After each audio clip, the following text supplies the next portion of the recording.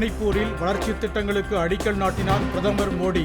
இனக்கலவரத்தால் பாதிக்கப்பட்ட மக்களை சந்தித்து பேச்சு. வன்னியர்களுக்கு 15 விழுக்காடு இடஒதுக்கீட்டை வெல்வதே லட்சியம். எந்த ஈகத்திற்கும் தயாராவோம் என பாட்டாளி சொந்தங்களுக்கு அன்புமணி மடல். தேர்தல் வாக்குறுதிகளை திமுக நிறைவேற்றவில்லை என தவேக தலைவர் விஜய் குற்றச்சாட்டு.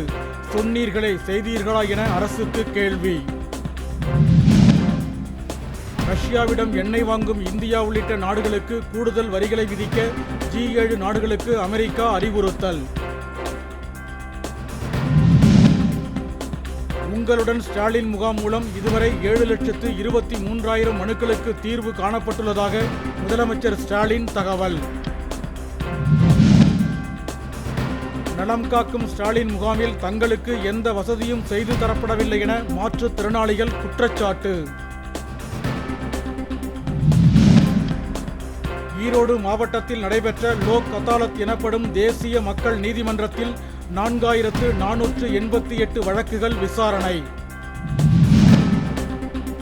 விருதுநகர் மாவட்டம் சிவகாசி பேருந்து நிலையத்தில் தனியார் பேருந்து மோதியதில் ராஜேஸ்வரி என்பவர் பரிதாபமாக உயிரிழப்பு. திருவள்ளூர் மாவட்டம் பொன்னேரியில் உள்ள நகைக்கடையில் 2வது நாளாக வருமான வரித்துறை அதிகாரிகள் ஆய்வு.